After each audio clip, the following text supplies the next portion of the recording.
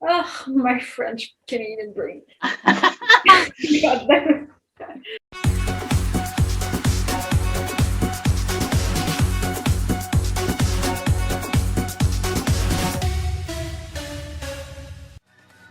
Hello, guys, one more time, and welcome to Ring Royalty. Once again, I'm joined with Alex and how are you? I'm doing good. How are you?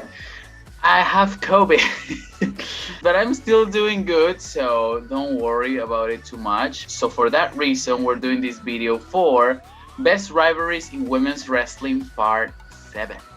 I didn't think we'd be making that much, but I'm really happy we're still going on. So. Today, we're here to talk about WWE rivalries again. We have 5. And I think most of them are maybe underrated ones or not high profile rivalries among. When you think of major feuds, we don't, like you said, talk about them enough. So happy to be doing it today. So without any further to say, let's start with the video. The first feud we're going to talk about is from 2002.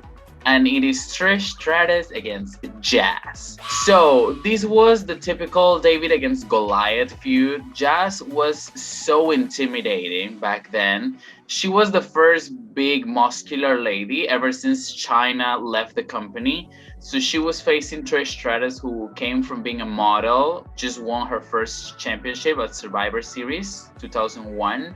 And in 2002, Jazz challenged her at the Royal Rumble for the title. She lost, but that wouldn't stop Jazz. So she attacked Trish backstage, broke her hand, and actually won a second title opportunity on Raw, becoming for the first time in her career the women's champion. She was like the main bitch, like a real badass Jazz. She wasn't the tallest, but she was strong AF. She said the bitch is back and the bitch is black, and that's exactly who she is. I know, and she got the chance to defend her championship at WrestleMania against Trish and Lita in a triple threat match, and she retained. For me, that was very surprising because Trish and Lita were already like big names, so I wasn't really expecting Jazz to like retain because she was sort of like a newcomer. She didn't even have like 6 months in the company. Shocker. Yeah, I mean, like you said, two big name against. I want to say nobody, but compared to them, she wasn't known much. She wasn't famous for years. She was new in the business, but she earned it. That's true. She came in, destroyed everybody that was in her way, and she won, and she deserved it. And that's great because she's someone I feel like we don't talk about enough. That's true, and also later on, she continued her rivalry with Trish, defeating her at Backlash 2002. This was the weird transition where WWF became WWE. So she's considered the last WWF Women's Champion and the first WWE Women's Champion, which is, I mean, a quite interesting fact. I mean, that's history. Nobody else, I feel like, is going to be able to say that they were the last and the first of something like on the same day. So she eventually lost the belt to Trish again while she turned her ACL in one of their matches on Raw. So that's how the feud also ended because she was gone basically due to an injury. It was like a hardcore tag team match, mixed tag or intergender tag team match, something like that. It's not something we see a lot in the women division, especially at the time, I feel like. Yeah, that's true. I am guessing they made the stipulation just because the Hardcore Championship was involved there as well. The whole feud felt really fresh. This is the first real feud post China, and I think they both delivered.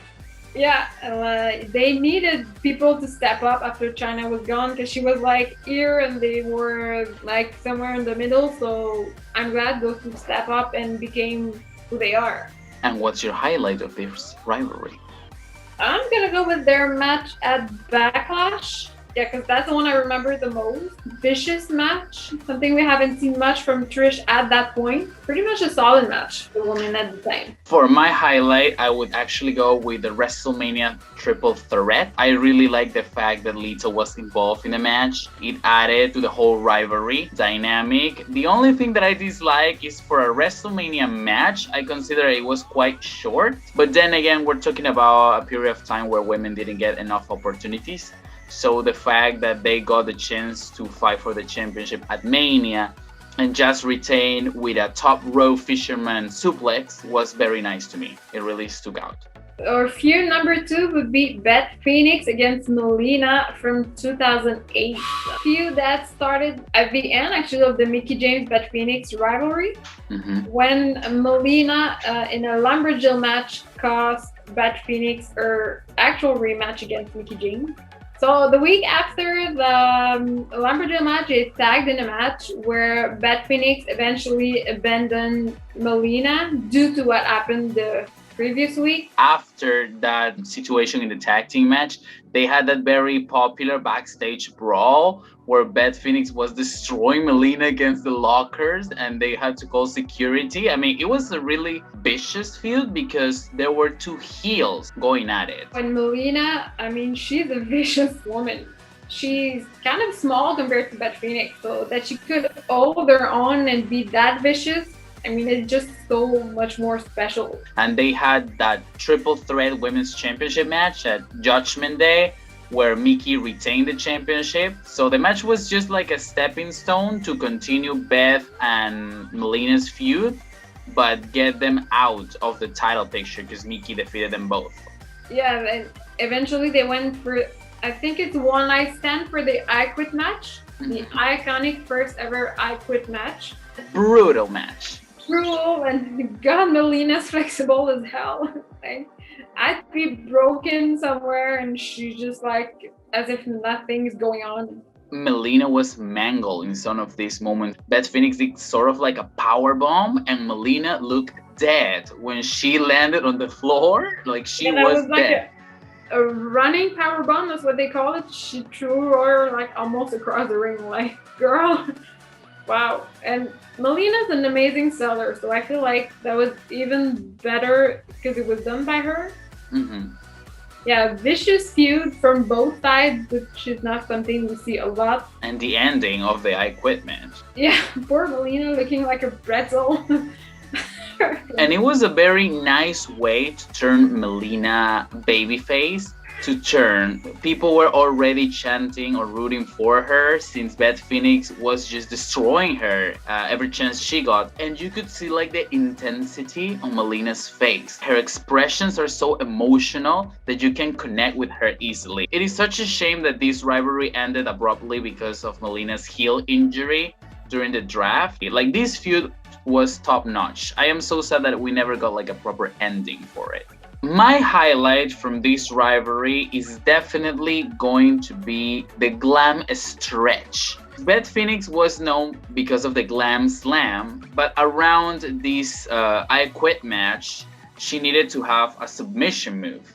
And I feel like doing the glam stretch, which is like the glam slam variation, was so fitting. It looked really good. I remember the first time she did it was on Maria, and it looked devastating. And when she did it on Melina, it looked even worse. So props to that move. That's definitely the highlight of the rivalry because she never used it after the I Quit match. No, and like I said, Melina's so flexible, so she made it look so freaking painful. Which actually, the I Quit match is gonna be my highlight because, like I said, it's her first ever for the women's division, which was a little bit for the Divas era that I feel like we forget about, that 2006 to 2008-9 era we talk about a lot, and that was for sure an highlight of that time. And it's true, it's not only historic because it was the first time, but they both got the chance to be on a pay-per-view without having the title involved in the rivalry, which was so rare at the time, and they were both heels too, so it was definitely something that we didn't see much at the time. The third feud we have in this video is actually a 2-on-1 feud, and it will be Laycool against Natalya from 2010. This feud happened out of nowhere because Natalya won a #1 contenders battle royal on Raw, and it was really sudden because Natalya wasn't a high-profile diva at the time, and this was the first feud that happened after Michelle unified the Women's and Divas Championship, so it was quite important in history.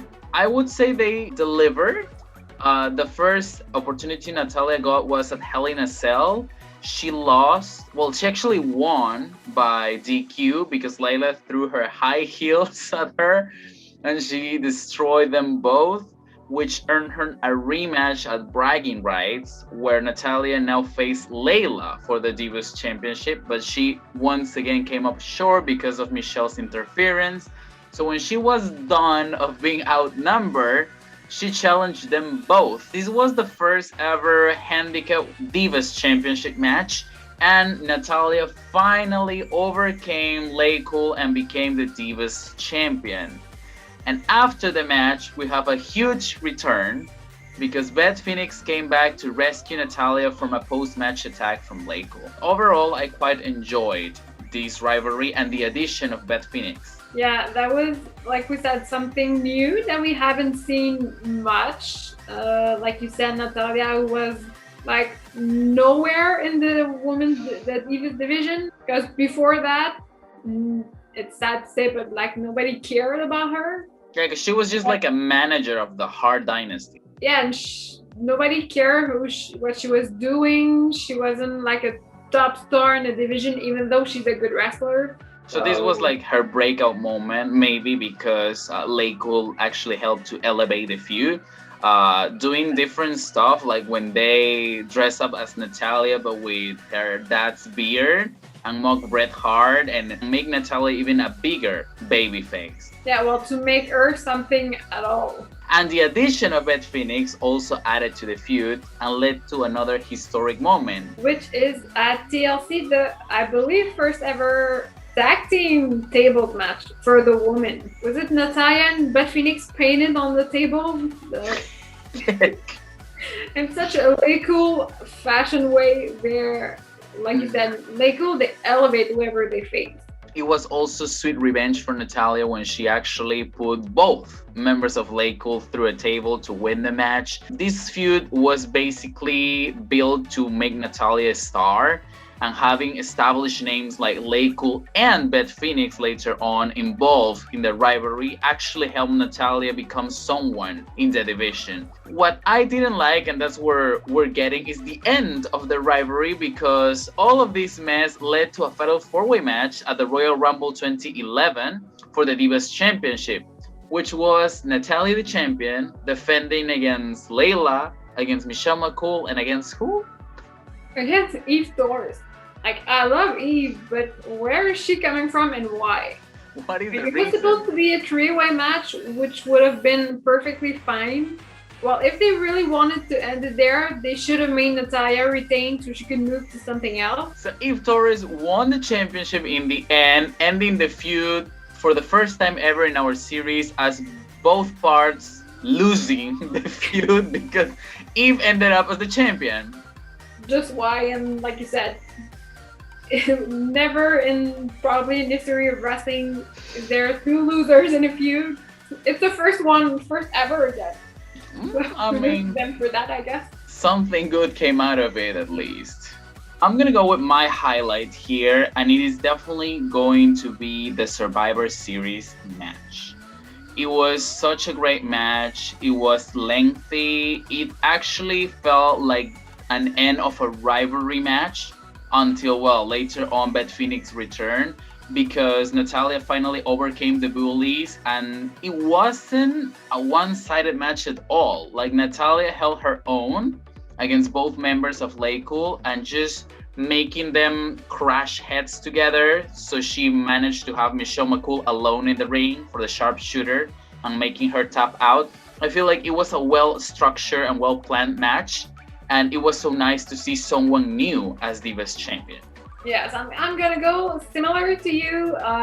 When Natalya won the belt, because they made her became a star. Like the elevation coming from someone who was overlooked to the top star of the division in a few months. They made her relevant and they made her shine, and people took notice of her. Feud number 4, we're going with the pretty recent one, which was last year in 2020 between Sonya, Deville, and Mandy Rose. It's not a feud that people remember or talk about that much.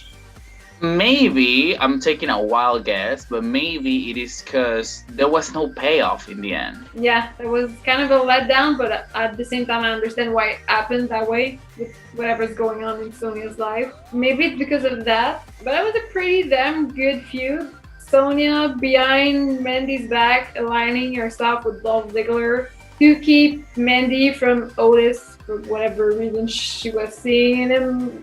It was discovered by the hacker, which I feel like we never know who that was. Yeah, the hacker thing, that was the only time that it actually worked for something. I still don't know who that is, but anyway. Started that, and then they had a few confrontation in the ring.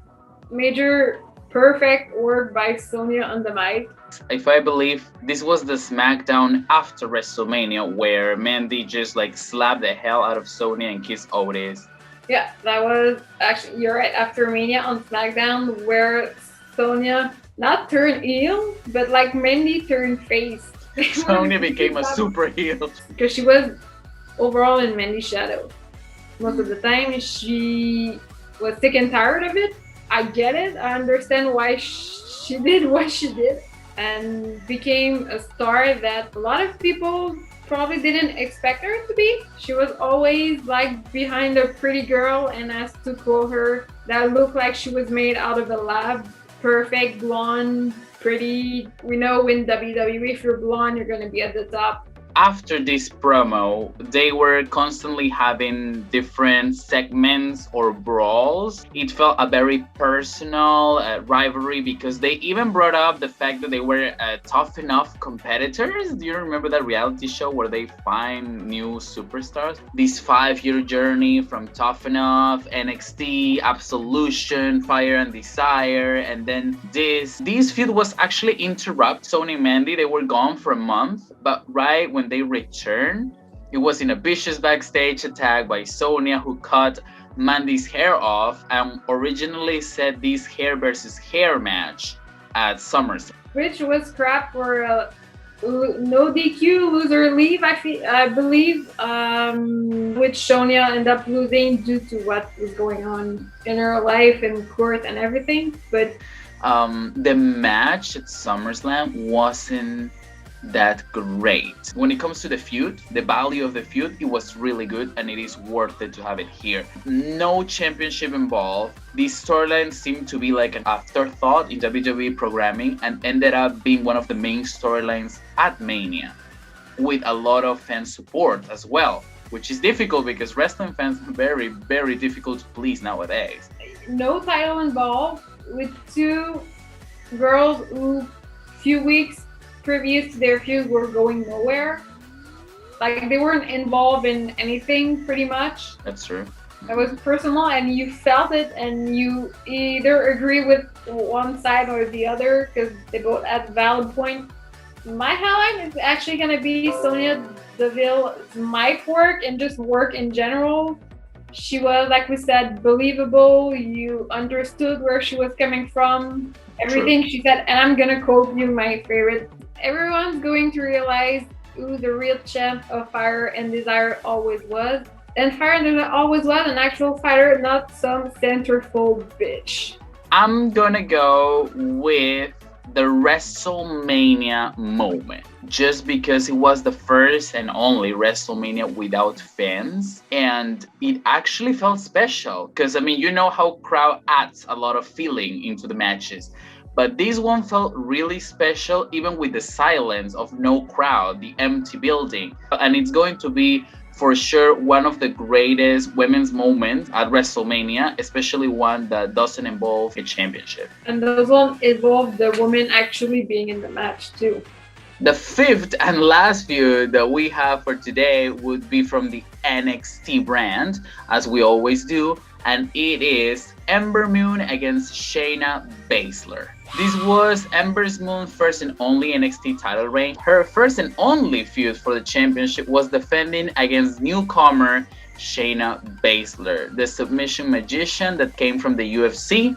She participated in the Mae Young Classic and she debuted by taking out Kairi Sane, and they had a takeover match at NXT TakeOver Philadelphia. Shayna's style is completely different of any other wrestler that has been in the company, so that makes her really vicious. They also had that segment when she kayfabe broke Dakota Kai's arm, so she was looking like a monster coming into this match, and Ember Moon was the underdog despite being the champion. I really like the match. She did that stomp on the arm. Ember Moon was banged up. Her arm was basically useless for the rest of the match.